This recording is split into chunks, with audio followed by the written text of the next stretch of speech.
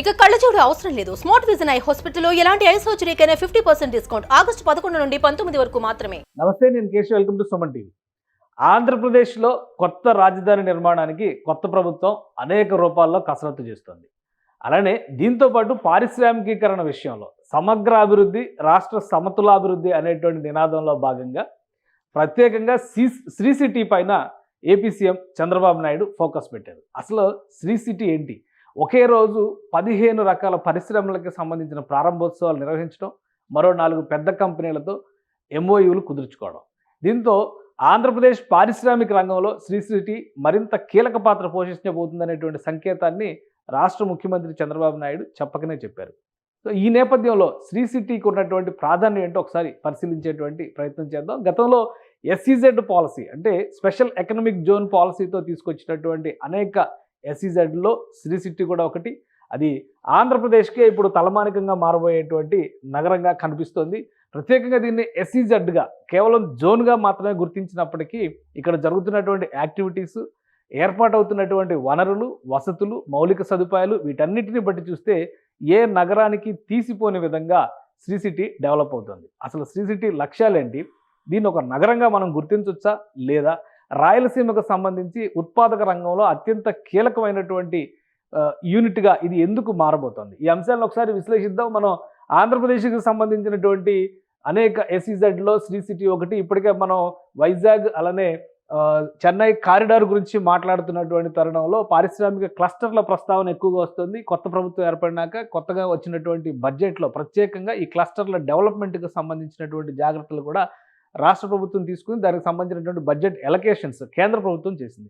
అదే తరహాలో గతంలో అంటే 2008లో ఏర్పాటైనటువంటి ఒక కీలకమైన ఎస్ఈజెడ్ శ్రీ సిటీ. ఆ శ్రీ సిటీకి సంబంధించినటువంటి లక్ష్యాలను మనం చూస్తే ఇది చెన్నై అంటే తమిళనాడుకి, ఆంధ్రప్రదేశ్కి అత్యంత సరిహద్దుల్లో ఉన్నటువంటి ప్రదేశం. ఈ నేపథ్యంలో అటు చెన్నై నగరానికి కావచ్చు, ఇటు ఆంధ్రప్రదేశ్లో ఉన్నటువంటి వివిధ ప్రాంతాలకు కావచ్చు, ఈ రెండింటికి కూడా కీలక ప్రాధాన్యం ఉన్నటువంటి ప్రదేశంలో శ్రీ సిటీ ఏర్పాటైంది. శ్రీ సిటీ స్వరూపాన్ని బట్టి చూస్తే కనుక ఇక్కడ ఏర్పాటైనటువంటి లక్ష్యాలు అలానే దానికి సంబంధించి అప్పుడు ప్రభుత్వం తీసుకున్నటువంటి నిర్ణయాలు ప్రధానంగా NH16 అంటే కలకత్తా చెన్నై రహదారిగా ఏదైతే గ్రాండ్ ట్రంక్ రోడ్డుగా చరిత్రలో చెప్తారో దానికి సమాంతరంగా ఏర్పాటైంది. చెన్నైకి కేవలం 55 కిలోమీటర్ల దూరంలో ఈ శ్రీ సిటీ ఏర్పాటైంది. అంటే అలానే హోలిస్టిక్ డెవలప్మెంట్ మోడల్గా ఇక్కడ చెప్తున్నటువంటి ప్రధానమైనటువంటి నిర్ణయం వర్క్, లివ్, లెర్న్, ప్లే.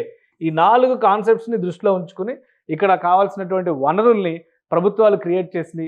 దాదాపు 7,500 ఎకరాల భూమిని ఈ ఎస్ఈజెడ్ కింద ఏర్పాటు చేశారు. అలానే దీన్ని ఒక 3 క్లస్టర్లుగా ఇప్పటికే విభజించాయి కేంద్ర ప్రభుత్వం కావచ్చు, రాష్ట్ర ప్రభుత్వం కావచ్చు. అయితే వనరుల కల్పనకి సంబంధించి ప్రధానమైనటువంటి నిర్ణయాలు తీసుకునేది మాత్రం ఏపీఐఐసి, ఆంధ్రప్రదేశ్కి సంబంధించినటువంటి కార్పొరేషన్ ఇది. ఈ కార్పొరేషనే పూర్తిగా శ్రీ సిటీ డెవలప్మెంట్ పైన, మౌలిక వసతుల కల్పన పైన దృష్టి పెడుతుంది. వరల్డ్ క్లాస్ ఇన్ఫ్రాస్ట్రక్చర్ మొత్తాన్ని క్రియేట్ చేసేటువంటి బాధ్యత, దాని నిర్వహణ బాధ్యతను కూడా ఏపీఐఐసినే తీసుకుంటుంది. సో ఏపీఐఐసి పరిధిలో ఉండేటువంటి ఈ క్లస్టర్కి సంబంధించి రవాణా కానీ ఇతర సదుపాయాలు కానీ ఒకసారి విశ్లేషించేటువంటి ప్రయత్నం చేద్దాం. కీలకంగా ఇంటర్నేషనల్ కంపెనీల్ని ఆంధ్రప్రదేశ్కి తీసుకొచ్చేటువంటి క్రమంలో రవాణా సదుపాయాలు కల్పించాల్సినటువంటి బాధ్యత ఖచ్చితంగా రాష్ట్ర ప్రభుత్వం పైన ఉంటుంది. సో ఈ నేపథ్యంలోనే ఈ జోన్, ఈ సెలెక్ట్ చేసుకున్నటువంటి ఎస్ఈజెడ్, శ్రీ సిటీ ఎస్ఈజెడ్ అత్యంత కీలకమైనటువంటి సరిహద్దు ప్రాంతం. ఇటు చూస్తే తమిళనాడు, ఇటు చూస్తే ఏపీ. సో ఈ రెండిటికి మధ్యలో పులికాట్ సరస్సు అంటే నెల్లూరు జిల్లా సరిహద్దు చివరి ప్రాంతం, తడ ప్రాంతానికి అత్యంత సమీపంలో ఉండేటువంటిది ప్రస్తుతం తిరుపతి జిల్లా పరిధిలోకి వస్తుంది. అలానే ఉమ్మడి చిత్తూరు జిల్లా పరిధిలోకి వచ్చేటువంటి సత్యవేడు అసెంబ్లీ నియోజకవర్గ పరిధిలో ఈ శ్రీ సిటీ ఉంది. సత్యవేడు నుంచి అలానే వరదాయపాలెనికి సంబంధించినటువంటి భూముల్ని ఇందులో మొత్తం 7,500 ఎకరాలు, సుమారు మరొక 500 ఎకరాలను జోడించడం ద్వారా 8,000 ఎకరాలుగా ఈ నగరాన్ని విస్తరిస్తున్నారు. సో ఇక్కడ నుంచి చూస్తే కనుక చెన్నై పోర్టు కేవలం 65 కిలోమీటర్లు ఉంటుంది. అలానే ఎన్నోర్ పోర్టు 55 కిలోమీటర్లు ఉంటుంది. కట్టుపల్లి పోర్టు 52 కిలోమీటర్లు ఉంటుంది. ఇటు కృష్ణపట్నం పోర్టు 100 కిలోమీటర్లు ఉంటుంది. ఇక అంతర్జాతీయ విమానాశ్రయాల విషయంలో చూస్తే కనుక చెన్నై విమానాశ్రయం 75 కిలోమీటర్ల దూరంలో ఉంటుంది. ఇటు తిరుపతి విమానాశ్రయం కూడా 75 కిలోమీటర్ల దూరంలో ఉంటుంది. చెన్నైలో తమిళనాడులో కీలకమైనటువంటి పారిశ్రామిక వాడలుగా గుర్తింపు పొందినటువంటి అంబత్తూరు, శ్రీపెరంబుదూరు, ఇవన్నీ కూడా శ్రీ సిటీకి అతి సమీపంలో ఉంటాయి. కాబట్టి ఎగుమతులకి దిగుమతులకి ఎలాంటి ఇబ్బందులు ఉండవు. ఇన్వెస్ట్మెంట్స్ విషయంలో కూడా ఇక్కడ ఈ జోన్‌ని ఎంచుకోవడానికి పారిశ్రామికవేత్తలు ఆసక్తి చూపించడానికి ప్రధానమైనటువంటి కారణం ఇదే.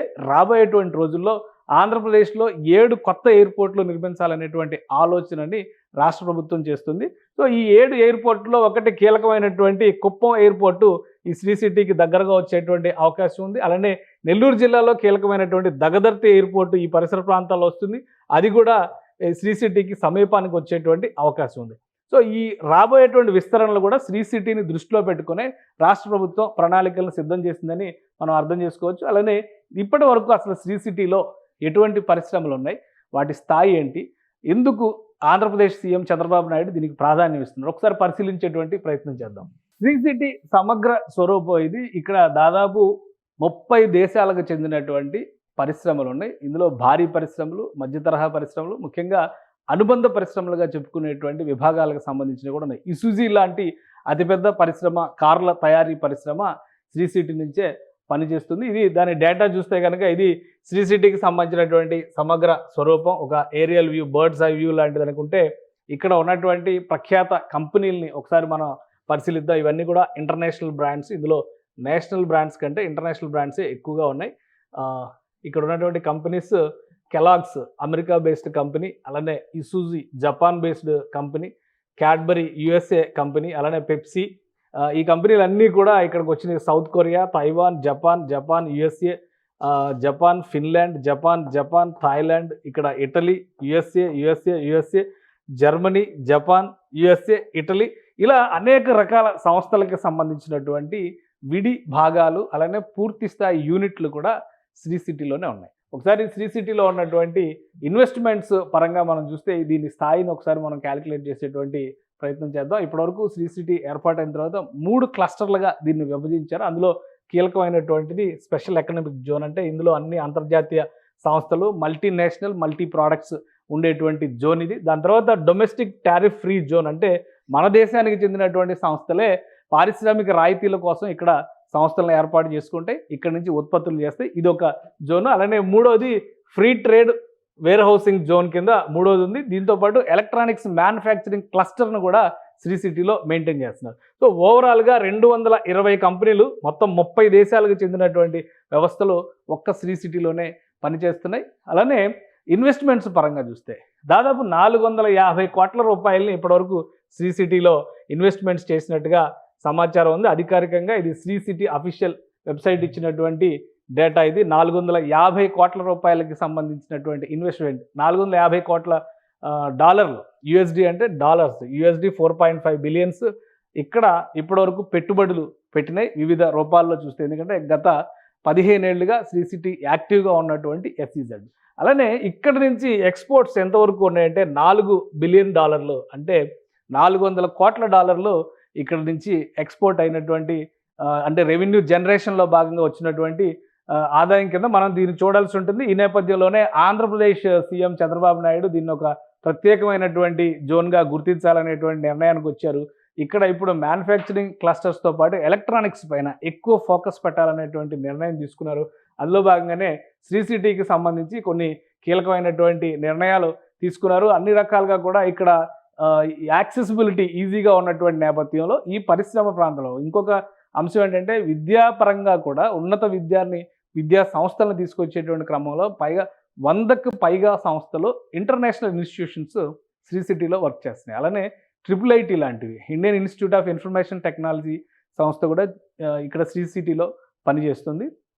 సో వీటన్నిటిని దృష్టిలో పెట్టుకొని దీన్ని మరింతగా విస్తరించేటువంటి ప్రణాళికల్ని ఆంధ్రప్రదేశ్ ముఖ్యమంత్రి చంద్రబాబు నాయుడు ప్రణాళికల్ని సిద్ధం చేశారు. ఇప్పుడు తాజా పర్యటన నేపథ్యంలో 900 కోట్ల రూపాయల ఇన్వెస్ట్మెంట్స్కి సంబంధించినటువంటి 15 సంస్థలు తమ కార్యకలాపాలని నేటి నుంచి ప్రారంభిస్తున్నాయి. దీంతోపాటు మరొక 4 సంస్థలు 1200 కోట్ల రూపాయలు విలువ చేసేటువంటి పరిశ్రమలను ఏర్పాటు చేయడానికి, 2500 మందికి కొత్తగా ఉపాధి కల్పించే విధంగా వ్యవస్థలను ఏర్పాటు చేయడానికి, తమ సంస్థలను ఏర్పాటు చేయడానికి ఆంధ్రప్రదేశ్ ప్రభుత్వంతో ఒప్పందం చేసుకున్నాయి. గత 5 ఏళ్లలో 2019, 2024 మధ్యలో అప్పటి సీఎం జగన్మోహన్ రెడ్డి ఒక్కసారి కూడా సందర్శించని శ్రీ సిటీని ఇప్పుడు ఆంధ్రప్రదేశ్లో ముఖ్యంగా రాయలసీమ ప్రాంతానికి పారిశ్రామిక విధానంలో ఒక బాహుబలిగా రూపాంతరం చెందేలాగా ప్రణాళికల్ని సిద్ధం చేయాలని ఏపీ సర్కార్ నిర్ణయించింది. చంద్రబాబు నాయుడు శ్రీ సిటీ వేదికగా చేసినటువంటి మరొక కీలక ప్రకటన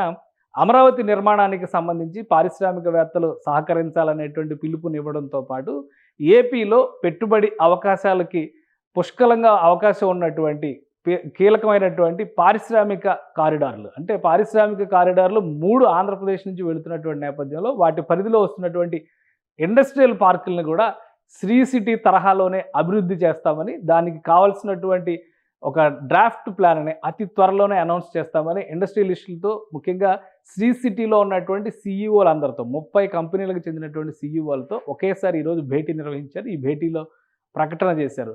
సో ఈ నేపథ్యంలో ఓర్వకల్ లాంటి చోట్ల మరికొన్ని పారిశ్రామిక ఓడలను ఏర్పాటు చేయడానికి ప్రభుత్వం ప్రణాళికలను సిద్ధం చేసింది. అక్కడ కూడా ఇదే తరహాలో ఎస్ఈజెడ్లకు కావాల్సినటువంటి 1000 ఎకరాల భూముల్ని సేకరించి సిద్ధంగా పెట్టింది. సో ఇదే పారిశ్రామికీకరణని శ్రీ సిటీ తరహాలోనే మరికొన్ని సిటీలను, పారిశ్రామిక వాడల్ని ఏపీలో విస్తరించబోతున్నట్టుగా చంద్రబాబు నాయుడు ప్రకటించారు. శ్రీ సిటీ విజయం వీటన్నిటికీ కూడా ఒక స్ఫూర్తిగా మారబోతుందనేది సీఎం చెబుతున్నటువంటి మాట. ఈ అవకాశాలను అందిపుచ్చుకోవడం ద్వారా పారిశ్రామికంగా అభివృద్ధి చెందడంతో పాటు వెనుకబడిన ప్రాంతాలైనటువంటి రాయలసీమ, ఉత్తరాంధ్రలో పెద్ద ఎత్తున ఉపాధి అవకాశాలను విస్తరించబోతున్నట్టుగా రాష్ట్ర ప్రభుత్వం ప్రకటిస్తోంది.